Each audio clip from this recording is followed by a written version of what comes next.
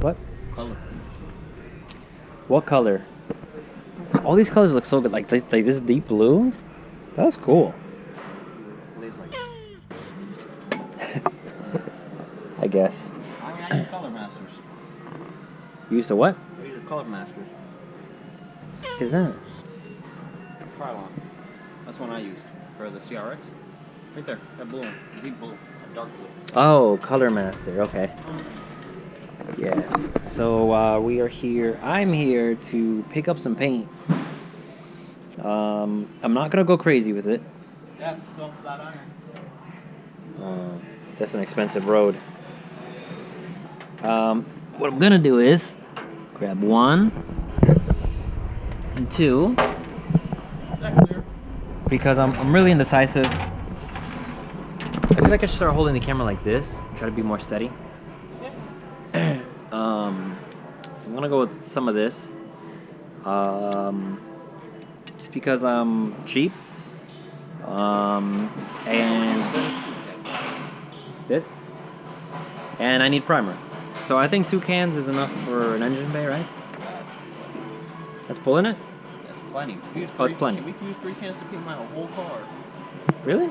This CRX, yeah. Not to paint it that soft iron or whatever. 3 cans of primer. Oh, you're right. Okay, so I'm gonna go with 2 of these. Wanna help me hold these? 2 of those. There he is. And purposely not picking color yet because I'm probably gonna go with red, and I could easily just grab it. But your car's red. Right, and I want to keep like the Red Goblin theme going, so I want to keep my engine bay red. No matter what, the hard bit will always be the way down. Right, you got it. I don't ever want to lose that Red Goblin theme. Say what's up. How you doing? You look like a sad, lost little puppy. Anyways, so yeah, so that's that. I also need. I think I have Bondo. I think I have. We need too much. I think I have a whole like a little can of Bondo, and I want paint thinner, sandpaper, and what else? What else do we need? More Bondo. Well, you need clear. No, because I'm just right now. I'm just doing the primer. Alright, so you need primers. You're gonna clean everything up. Am I gonna clean everything up? Absolutely. Get rid of all those unnecessary holes. No. No. Seems like a lot of work, right? I mean, I could probably do it, but I don't feel like doing that. All right, so I'm gonna go with 80 grit to get rid of all the old paint and stuff. Then 320 to sand it all down. I am doing this whole process different than Sean did his car. Yeah, I don't know if this is any good, but I'm going with this as a paint thinner, so everything's still, I guess, within budget. And I think that's about it. I have Bondo. I hope it's still good. I have the activator, whatever it's called. And I think I have a little, what's it called? The little scraper thing? The smudger? Knife. Yeah, whatever. Butter knife. So that's all we're going with. And through the magic of video recording and YouTube, we're just going to pop up in my engine bay. Working on my engine bay. So, here you go. Fast forward. So, I don't remember recording a video if we're just going to hop to the future to when I start sanding, right? You said I'll show you the future in 10 seconds, and you smacked your camera and everything. You better smack that again. What's up, YouTube? How's it going, guys? So today's a pretty nice day. I'm living in New Jersey, so it's cold, but fairly nice today. It's like maybe 50. So I'm actually gonna get started on the car. I'm gonna start taking things apart and getting the engine bay ready for prep. So let's do it. So the first matter at hand here is to jack the car up, clean out everything from under, because as you can see, hold on. As you can see, there's like a lot of crap that's just somehow gone down there over the winter.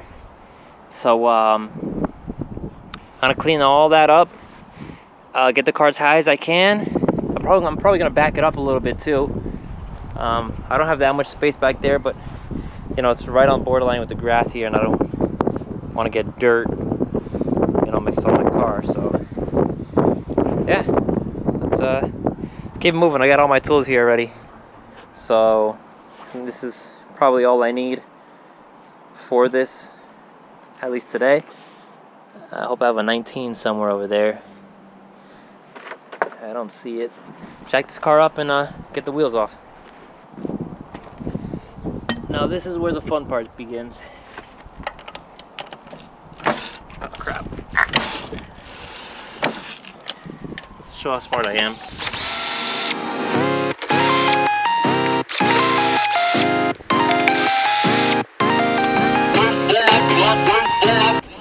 I apologize if this is like real sporadic, but I want to record as much as possible, as the radiators say.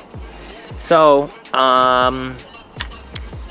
there's a bolt here, these two, to hold the headlight in place. I think there's a couple under, I'm not sure. There's one over here. I can't see it. And there's a little screw here. I don't know if it's originally a little screw, but that's what I have right there at this moment. So in order to take off the bumper, obviously what I have of it, I got to take this light off first. So let's do that, and I'll be right back. So I took that little screw out. If I'm not mistaken, all the CRXs are just being held by this. If you have an 88, 89, there's two screws here. You literally just try to wiggle this out, and it comes out. It's like a little clip right there that hangs onto this piece from your headlight. So I'll put this aside. I should be able to finagle this out. Yeah. So sometimes it's not as easy, because I don't know if you can see that brace right there. Sometimes it hangs onto this, and sometimes a problem trying to take the light out. Mine's all like really nasty. Don't worry, that's all gonna get fixed. So here's your lights. Unplug them,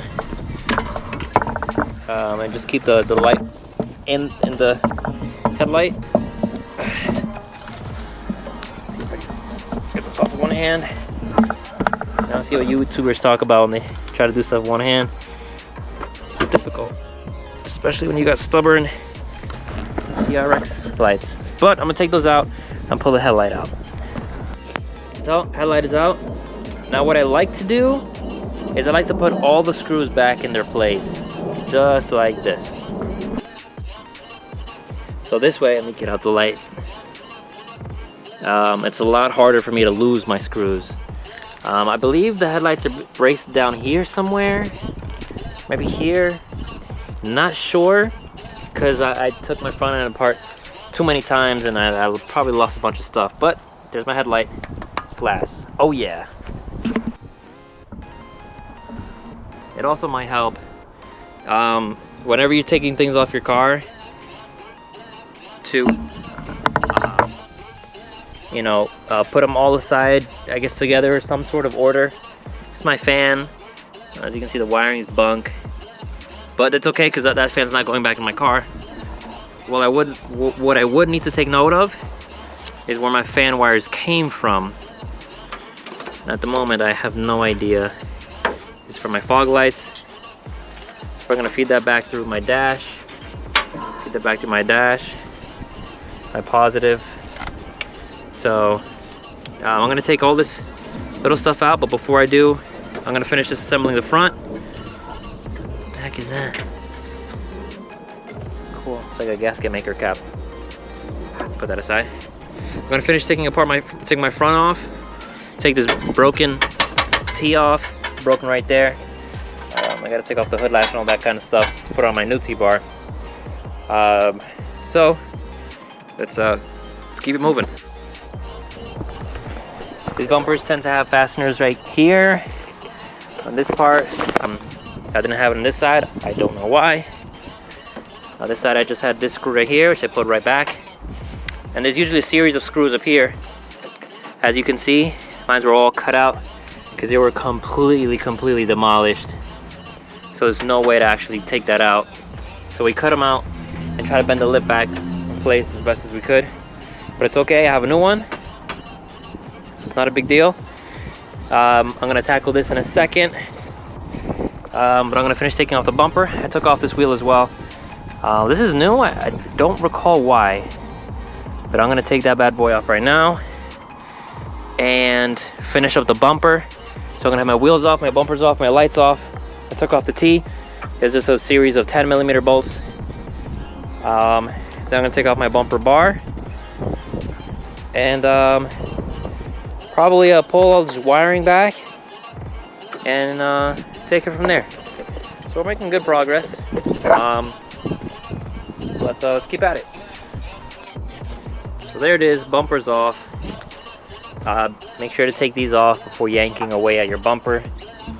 Those are the turn signals, I believe. Got my screw back, like I said. Wow, that's really ugly down there. But it's okay, one step at a time.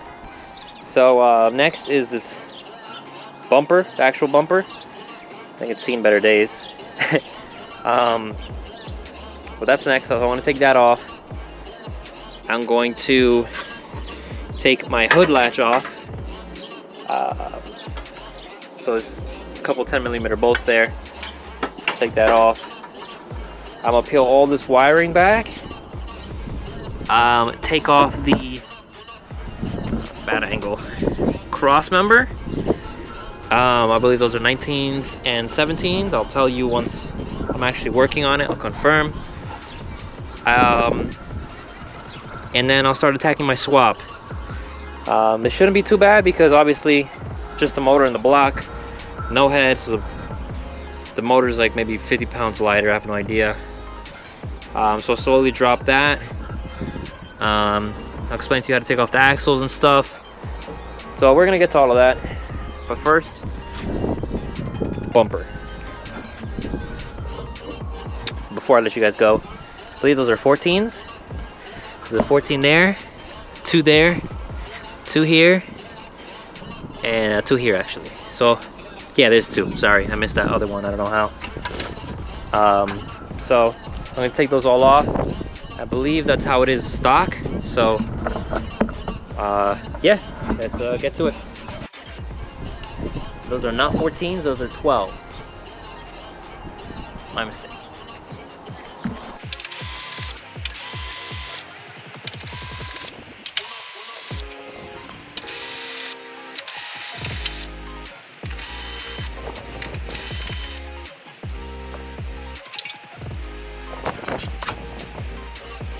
Also, if you do have an impact gun or a drill or whatever, a power tool, make sure you thread everything by hand first before you do any power tooling, because you could very easily strip everything out.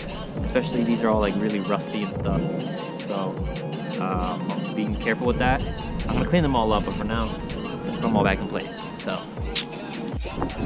So now, what I'm going to be doing is there are a series of ground boxes and things like that that hold your wiring in place. What I'm gonna be doing is, this is my custom ground, don't ignore that.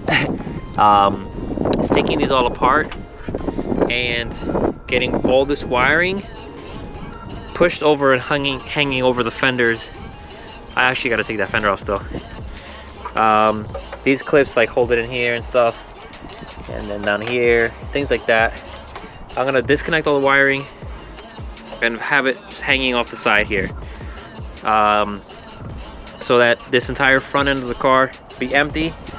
Then I'll tackle the cross member, take off the headers, that's the only reason the headers aren't coming off, and start attacking the motor. So yeah, making good progress. So fenders, I'm really trying my best here. There's a screw we're talking about here. 1, 2, 3. There's 2 right here. You gotta unclip the little cover here. So be very careful with that. So technically I should be able to just take this off. I'm not able to because it's being held in right there. I'd also like to take note, there's a bolt right here too. So don't miss that one. And there's one right here. And I think that's a stock setup. I have an inner fender lining. Well, as you can see, my fender's trashed. So, let me take this bolt off, have this fender off. Also on this side, wire's gone. All I did was unplug the ground. This is for my hood latch. Gotta make sure you get all your bolts back in the right spot. I might not be reusing all of them, but I definitely getting them back in all in the right spot. This is my throttle cable. I have it looped this way. This is my windshield wiper fluid thing, which I'm not using. I still have the choice. I still can, but I'm probably not. Probably gonna have some like nice dress up bolts here instead of my wipers. Not sure yet. That's probably the route I'm going. So I'm gonna take that fender off, pull all these wires back, ground here for your AC components and things like that, which I'm actually ripping all out. Because as you can see, I have none of the AC stuff. So I'll rip that all out, have that hanging over the side, and this whole thing will be empty for me. So making good progress. Let's keep it up. All right, so as you can see, voila, got a bunch of the stuff off here. Quick thing, your positive battery kit. Wow, that's loose. Quick tip, when you take off your engine harness, try to give you guys a better angle here. You guys take off your engine harness and all of this together. You notice there's like a little hook on this side versus the other side, which has nothing. So that sits in there just perfectly. It's gonna give you trouble trying to sit on the other side. So that's how you can differentiate, so you don't mix those two up. So, quick tip from Paul. Alright, so let's get started, I guess, up here on the engine. What I usually do is when I take out a swap, I usually do everything on the top. That's not comforting. I do everything on the top, take everything off, all the wiring. I start with the wiring, and I, unbolt, headers, things like that. And then part of that process is taking off, let's say, the cable. Now this isn't obviously for all motors. This is just for cable trans motors. But it's very simple. This is how you adjust it and everything. So you just turn this back until it's loose enough. And here. Oh, that's not good. And so what I do is I just take off these bolts. Holy crap! Wow, I really put those on there, huh?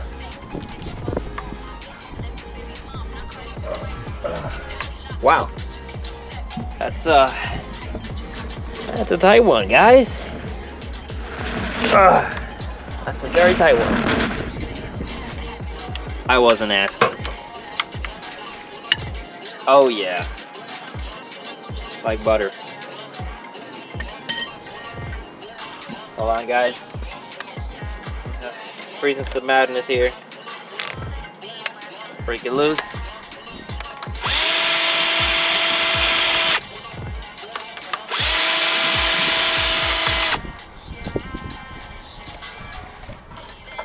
And then you could just undo it right here. Just feed the wire through there, and you're good to go. All right, buddy. There you go. So, transmission clutch cable uninstalled. So I'm gonna put this right back. I don't want to lose anything.